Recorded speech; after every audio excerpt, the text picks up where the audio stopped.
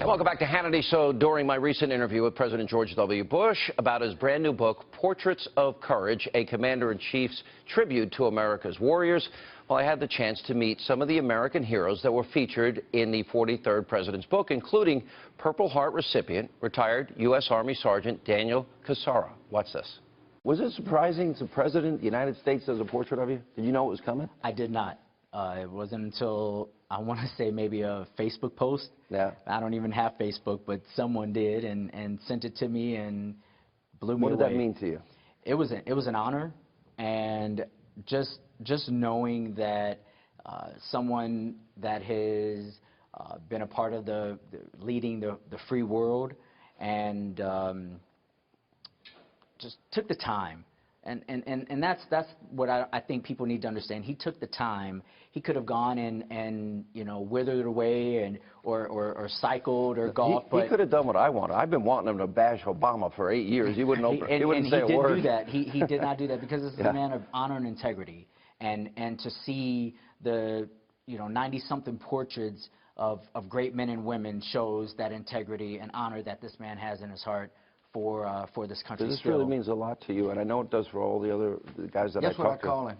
What? The preacher. Is that what you call him? So at our events, we asked the vets to speak. He gave one of the most stirring speeches. I've heard a lot of speeches. This guy can speak.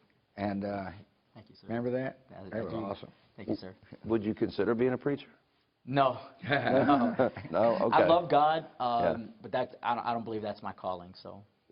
Let's talk, Danny, about what happened to you. Sure. So 23 September 2005, I was in South Baghdad, Iraq, and me and 5 others were in an M113 armored personnel carrier, so it's a smaller tank, basically to get us from point A to point B, and we rode over an anti-tank mine, IED, EFP, whatever it was, but it had enough power to where it flipped the tank over, killed 2 of my guys. From that, I sustained bilateral fractures to my right tibia and fibula, shattered left tibia, both of my heel and ankle bones were shattered, and a dislocated right hip. And how did you heal? How are you now? Healed slowly, still healing to this day. Are those the 2 guys that died with you? These are. I make sure anytime I have a bad day, I just look down and think about their families, and it pushes me through. I told the President, I went to Iraq. I also went into one of the hospitals there when I was there, or if I've gone to Bethesda, Walter Reed, it's embarrassing. You kind of walk out saying, these things are pretty superfluous that I think are wrong with my life. Mm-hmm. when you see the suffering that you Tell him what you told about your legs. You came in the world with. Oh, right, yeah. So the doctors asked me if I wanted to keep my legs. The chance of me being able to walk again was pretty low, according to them. It was early on, so they hadn't seen many cases like mine. So the question was, do you want to keep them? And I told them, I said, hey, I came in with 2. I'd like to leave with 2. So it made it harder, your recovery? It did. It did. I remember the first time that I got out of the wheelchair to try to walk again, and I was on parallel bars, and I went half the way, with my arms, because I was strong up top. It was just, I had no mobility down below, and I'm walking, with my arms, and the physical therapist yanked on the belt that was around me and pulled me back.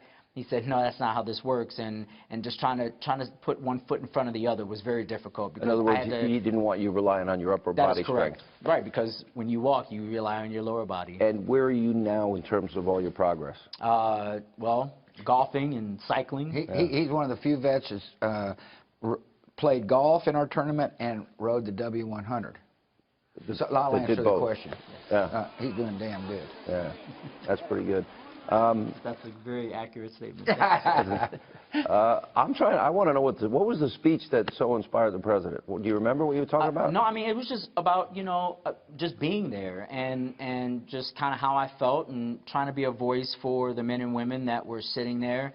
I wanted the donors and those that were in attendance to just understand that we're not, to be looked down or saying, oh, poor warrior, poor veteran, more or less like, hey, this man or woman is at this place. What can we do to help them? I do think a lot of people don't understand the trip to Germany, the trip to Bethesda, Walter Reed, and these guys are there for a year or longer. Yeah, but correct? most people, a lot of people, I shouldn't say most, a lot of people would look at Danny and say, I feel sorry for you. That, you would hate You know. that. I really would. I respect your courage. I think the single most special quality, character trait, is courage. And you embody it. All these other guys embody it. And, Mr. President, I think that's what you capture in these guys. Well, thank you. Yeah. So. I think the thing that we ought to focus on is helping people like Danny transition, because the future of our country is very bright when you think about the Dannys of the world taking leadership roles, and that's what we're all about. That's why this book was written. How can we help these men transition? Well, and this guy's awesome. Honor to meet you. Thank you, sir. I think you're really supposed to be a preacher, though. Nah, I appreciate that. If the president says you got to do something, you got to say yes. That's right. Yes, sir. No, he doesn't.